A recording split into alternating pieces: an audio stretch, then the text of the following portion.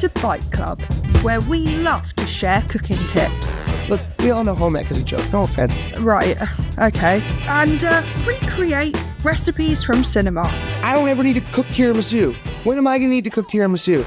Well, you might change your mind when you see this bad boy. I am McLovin. No, we mean this one. I honestly see now why Orson Welles ate his fat ass to death. So strap on an apron. Mom is making a puby salad, and I need some Seth's own dressing. This is supposed to be a family show. Oh, man. Okay, let's just make a bloody tiramisu. All right, I'll give it another shot.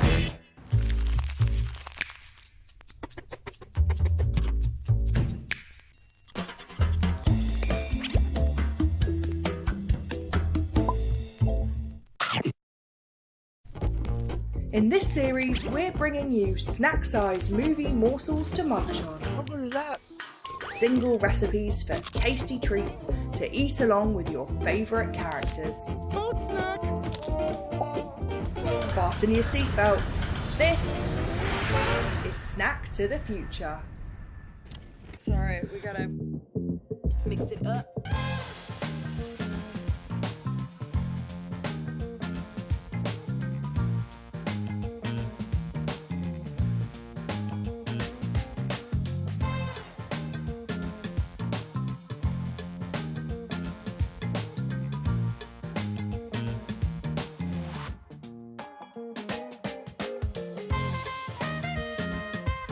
Yeah, Hayworth, notice this. If we cover it with chocolate, The whole thing. just dump it on, I'm serious. Okay.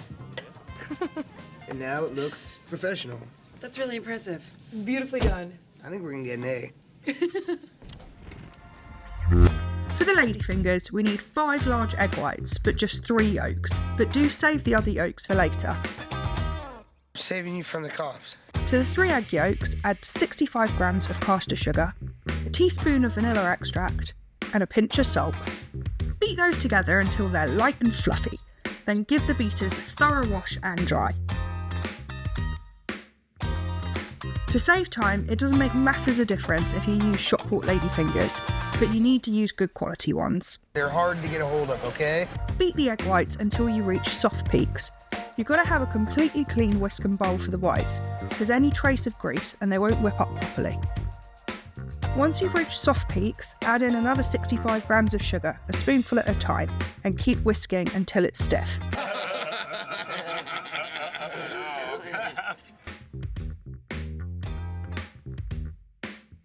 In a couple of additions, gently fold the egg whites into the yolks, being careful not to knock the air out.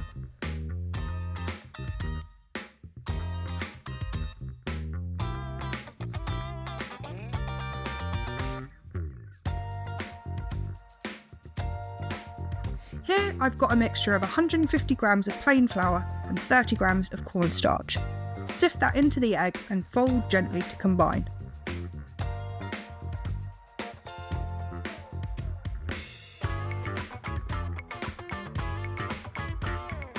Very gently transfer the mixture into a piping bag.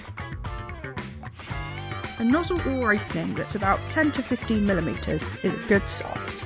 Yeah, I know. Line your baking sheet and we need to pipe the batter in logs about 10 centimetres long. This recipe should make about 30 to 35 fingers.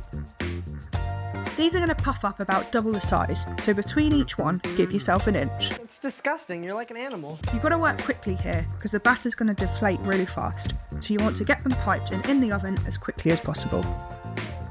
Dust over a generous helping of icing sugar. This is going to help them puff up nicely and prevent a crunchy crust. These need 8 to 10 minutes in a 180 fan oven until they're lightly golden and firm to the touch.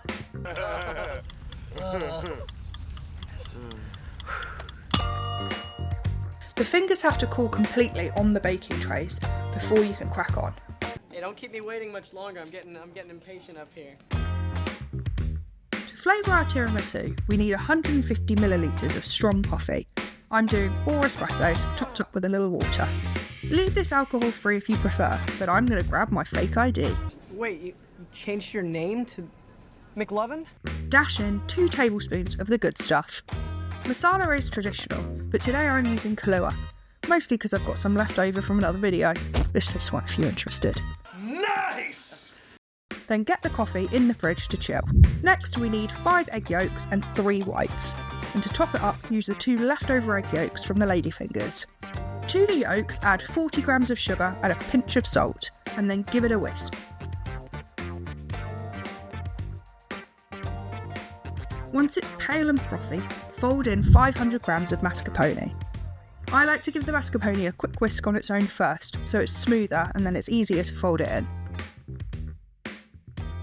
Pop that aside and whip up the whites with clean, dry beaters. I wash and dry. I'm like a single mother. Once they become frothy, spoon in another 40 grams of sugar, 1 spoon at a time, incorporating fully between each addition. Keep whisking until the whites are smooth and stiff. The sugar's going to help to stabilise the egg whites. Help me. Once you've got to stiff peaks, we're going to reunite the whites with the yolks. Do this in a couple of additions and fold gently so we don't knock out all the air. Wait, careful.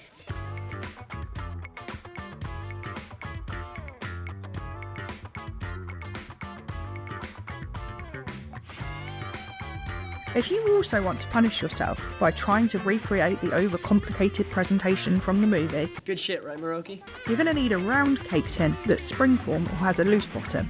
This one is 9 inches in diameter. It's not like a big deal. Wow. Lining the sides with acetate is going to make it way easier to get it out later. I've linked this one in the description box below. Will you get this for me?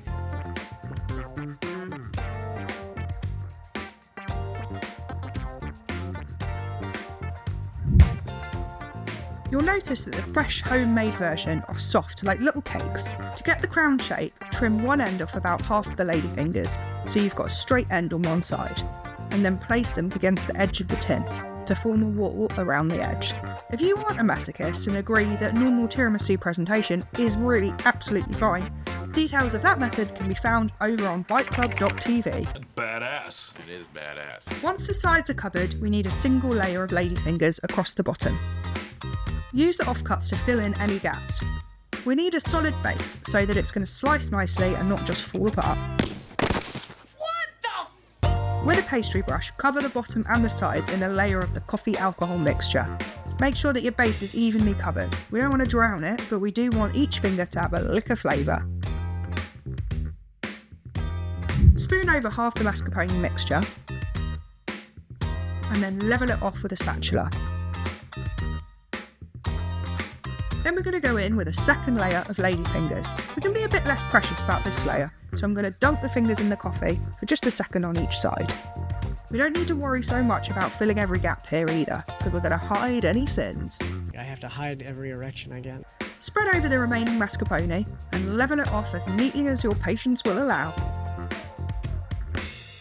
This needs a generous dust of cocoa powder to completely cover the top, and then it needs at least 4 hours in the fridge to set up, but ideally leave it overnight. We don't have any other choices. Let's go. And that's all, folks. An unnecessarily complicated tiramisu. If you enjoyed this video, please like, subscribe, and if you got this far, drop us a little cup of coffee emoji down below. For show. I'm getting that for show. You can find all our recipes and any equipment used in this video on our website, linked in the description box below. And remember, the first rule of Bite Club is, you talk about Bite Club.